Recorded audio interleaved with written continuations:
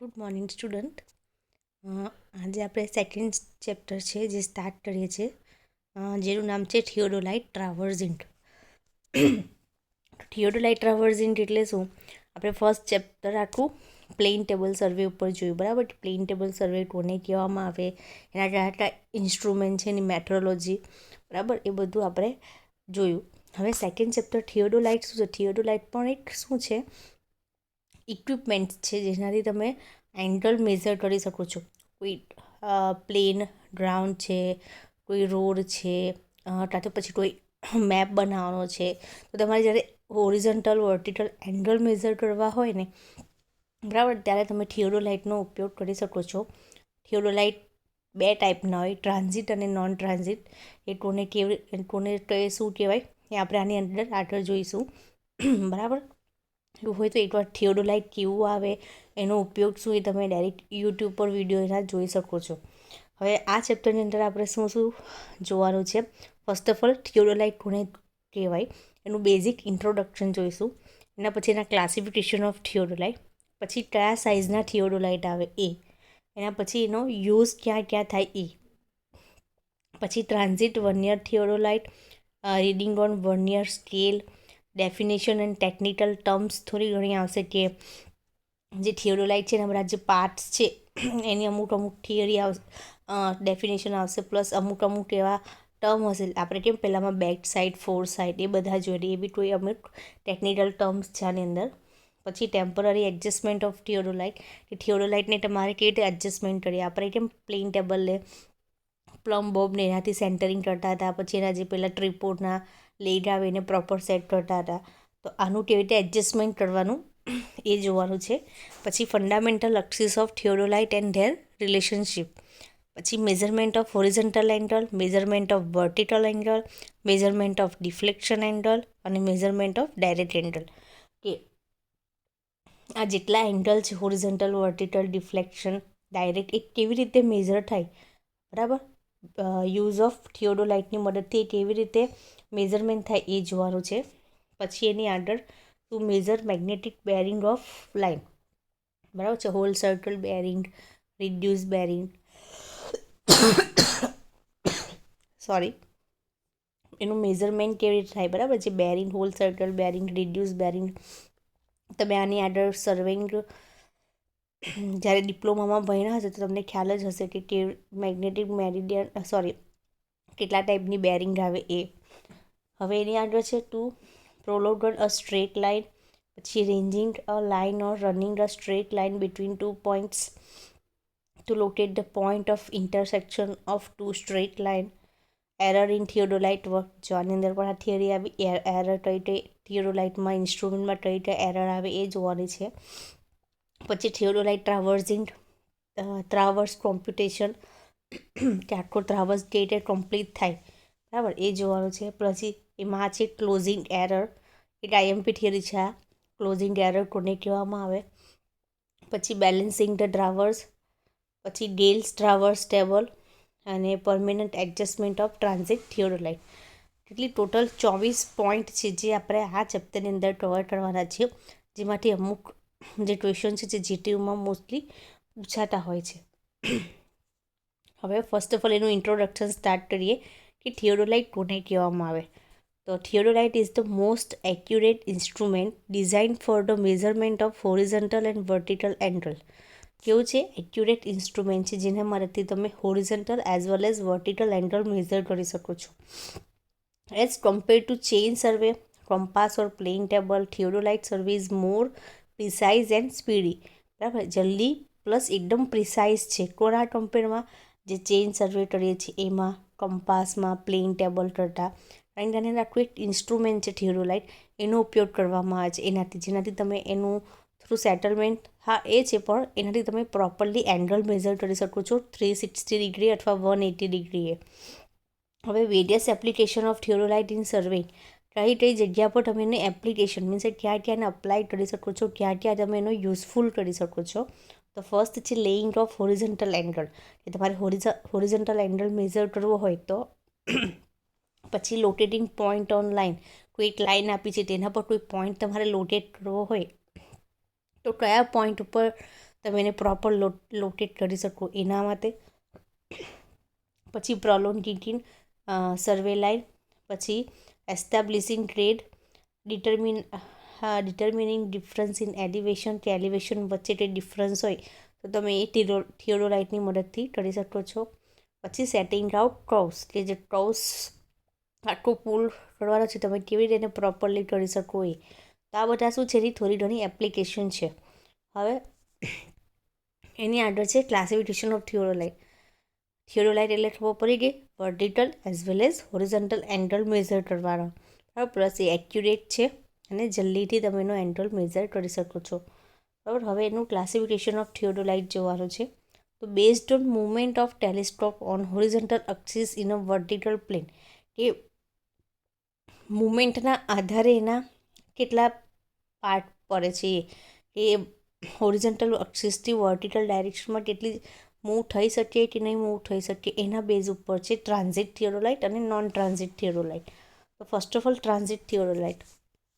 In case of transit theodolite or simple or transit, the line of sight can be reversed by revolving the telescope through 180 degree in a vertical plane.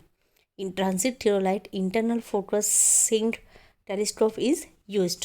આ શું છે transit theodolite અને non ટ્રાન્ઝિટમાં એટલું યાદ રાખવાનું.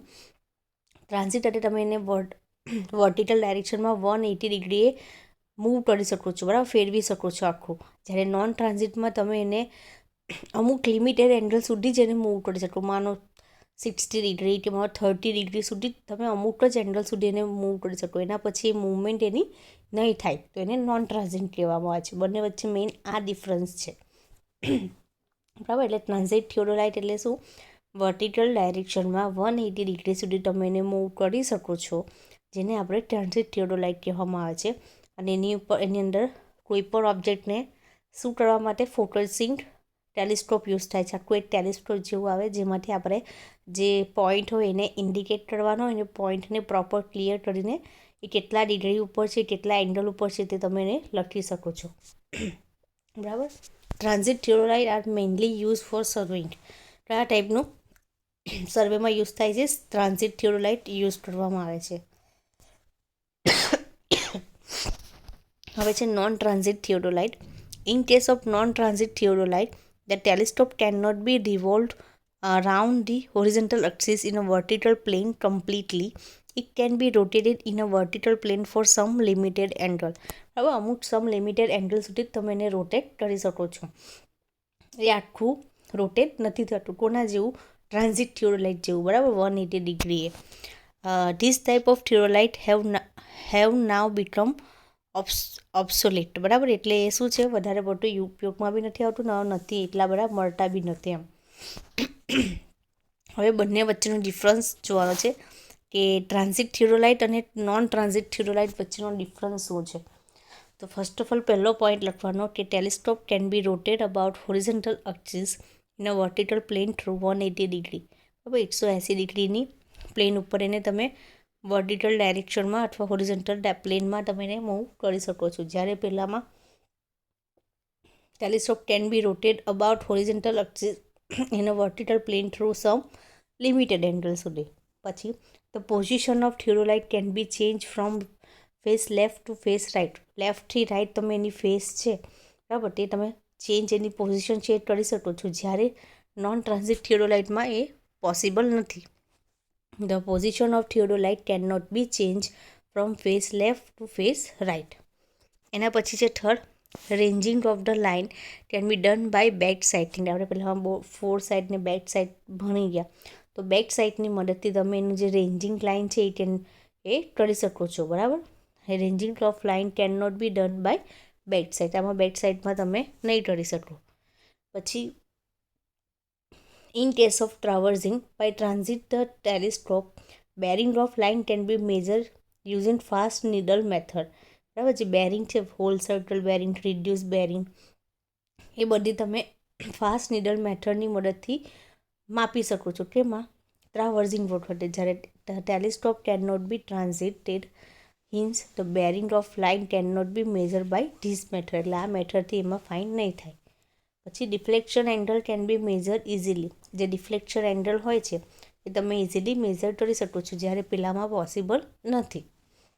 અને last point છે, there are the theodolite widely used in survey. વધારે પડતું યુઝ થાય છે સર્વેમાં. This type of theodolite have now become obsolete. બરાબર. હવે આની અંદર આ 6 પોઈન્ટ છે, તો તમારે એને શું આમાં પણ કીવર્ડ લખી દેવાના. બરાબર. કીવર્ડ એ ત્યારે ફરમાનો પહેલા પોઈન્ટ ઉપર છે, તો પહેલા પોઈન્ટમાં તમે શું નાખી દો, રોટેટ થાય, રોટેટવાળું યાદ રાખો. રોટેટની ઉપરથી આખું બની જશે. પછી સેકન્ડમાં ફેસ લેફ્ટ રાઈટ એ રાખો, એના ઉપર તમને પોઈન્ટ મળે. સેકન્ડમાં પછી બેક સાઈડવાળું યાદ રાખો, રેન્જ અથવા તો રેન્જિંગવાળો પોઈન્ટ તમે લખી શકો. બરાબર. એના પછી ફોર્થમાં શું યાદ રાખવું પડશે તમારે, બેરિંગ. બેરિંગ વર્ડ યાદ રાખો, બેરિંગ ઉપરથી તમે લખી શકો છો. પછી આમાં ડિફ્લેક્શન એંગલ અને આ યુઝ ક્યાં થાય છે, યુઝડ એનું. બરાબર. એવી રીતે. એટલે આ રીતે તમે 6 કીવર્ડ્સ યાદ રાખશો ને, તો એના ઉપરથી ઇઝીલી 6 પોઈન્ટ તમે એના ડિફરન્સની અંદર લખી શકશો. બરાબર. એના ઉપરથી આટલું સેન્ટેન્સ બની જશે. હવે એના પછી છે based on the arrangement two measure the angle. કોના બેઝ ઉપર? અરેન્જમેન્ટ મેઝર ટુ એંગલના બેઝ ઉપર છે, જેમાં વર્નિયર થિયોડોલાઇટ, માઇક્રોમીટર થિયોડોલાઇટ અને ઇલેક્ટ્રોનિક ડિજિટલ થિયોડોલાઇટ છે. બરાબર. હવે એમાં the theodolite in which vernier is fitted two measure the angle is called vernier theodolite. It can measure angle up to 20 સુધી તમે એને મેઝર કરી શકો છો. પ્લસ વર્નિયર ફિટેડ મેઝર એંગલથી એને મેઝર કરી શકો છો, એટલે એને વર્નિયર થિયોડોલાઇટ કહેવામાં આવે છે. પછી સેકન્ડ માઇક્રોમીટરમાં the theodolite in which micrometer is fitted કરવામાં આવે. શું મેઝર કરવા માટે? એટલું યાદ રાખવાનું, જે થિયોડોલાઇટ છે એંગલ મેઝર કરવા માટે થાય. જો વર્નિયર થિયોડોલાઇટ હોય તો વર્નિયર ફિટેડ કરેલું હોય, માઇક્રોમીટર વાળું હોય તો માઇક્રોમીટર ફિટ કરેલું હોય, અને એનાથી એંગલ મેઝર થાય, એટલે એને માઇક્રોમીટર થિયોડોલાઇટ કહેવામાં આવે છે. અને it can be measure angle up to 1 degree. બરાબર. 1 ઇંચ.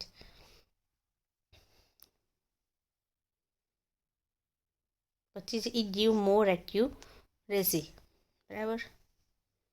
એના પછી the electronic digital theodolite, the reading of angle is obtain in digital form. કે ડિજિટલી મેઝર કરશે, એમાં કોઈ તમને સર્વેયર કે એની જરૂર નહીં પડશે. તમે શું કરશો, એ ડિજિટલ હશે, એટલે તમે એને કોઈ માનો તમારે કોઈ પોઈન્ટને લોકેટ કરો, પોઈન્ટ શોધવો છે, તો પોઈન્ટ ઉપર એ થિયોડોલાઇટને સેટ કરી બટન પ્રેસ કરશો એટલે ડાયરેક્ટલી એની અંદર રીડિંગ આવી જશે. બરાબર. એવી રીતે એનો એંગલ મેઝર થઈ જશે, અને ડાયરેક્ટલી તમારે ખાલી એને નોટ ડાઉન કરવાનું. પહેલાંમાં કેવું હોય, આપણે આખો એંગલ વાંચવો પડે. બરાબર. વેન EDM એટલે electronic distance measuring instrument is attach to the electronic digital theodolite, it be from total station જેવું થઈ જાય. ટોટલ સ્ટેશન છે બધા ડિજિટલ ઇન્સ્ટ્રુમેન્ટ છે, જે હવેના ફાસ્ટ જનરેશનમાં ઉપયોગ થાય છે. કારણ કે હવે કેવું હોય, સર્વેયરમાં કોઈ પ્રોબ્લેમના લીધે એમ તો ઇન્સ્ટ્રુમેન્ટમાં પણ પ્રોબ્લેમ થાય જ, પણ કામ ઇઝીલી થઈ જાય, ફટાફટ થઈ જાય. પહેલાંમાં બધા દરેક એંગલ ઉપર જાઓ, એંગલને બાયસેક્ટ કરો, પછી એને વાંચો, એ રીડિંગ નોટ કરો. આમાં કેવું, ડાયરેક્ટ બટન પ્રેસ કરશો એટલે આખું એંગલ મેઝર થઈ જશે. એ રીતે. બરાબર. હવે એની size, the diameter of graduated circle on lower plate indicate the size theodolite. 8 થી 12 સેન્ટીમીટર સાઇઝ યુઝ કરવામાં આવે છે, એટલું યાદ રાખવાનું. એ બહુ કામનું નથી, ખાલી થિયોડોલાઇટ કેવો દેખાય એ તમને જોઈ લેવાનું એકવાર. બરાબર. એટલે આજે આપણે અહીંયા સુધી રાખીએ છીએ. તો આજે આપણે શું જોયું? First of all introduction, theodolite કોને કહેવામાં આવે, જે હોરિઝોન્ટલ અને વર્ટિકલ એંગલ મેઝર કરે. પછી એનું ક્લાસિફિકેશન જોયું બેઝડ ઓન એના મૂવમેન્ટ ઉપર. તો ટ્રાન્ઝિટ અને નોન ટ્રાન્ઝિટ. ટ્રાન્ઝિટ મીન્સ તમે એને 180 ડિગ્રીએ રોટેટ કરી શકો, જ્યારે નોન ટ્રાન્ઝિટમાં અમુક લિમિટેડ એંગલ સુધી હોય. એ બંને વચ્ચેનો તફાવત જોયો. એના કીવર્ડ્સ 6 યાદ રાખી લેવાના. અને એના પછી એના બેઝડ ઓન એના અરેન્જમેન્ટ ઉપર, જેમાં વર્નિયર, માઇક્રોમીટર અને ઇલેક્ટ્રોનિક ડિજિટલ થિયોડોલાઇટ. બરાબર. એટલે આ આખું ચેપ્ટર થિયોડોલાઇટ ઉપર છે, કે થિયોડોલાઇટને કેવી રીતે યુઝફુલ કરવામાં આવે છે. જે એકવાર બતાવજો. આની અંદર આની ફિગર આપી છે, આ થિયોડોલાઇટની ફિગર છે. આવું હોય થિયોડોલાઇટ.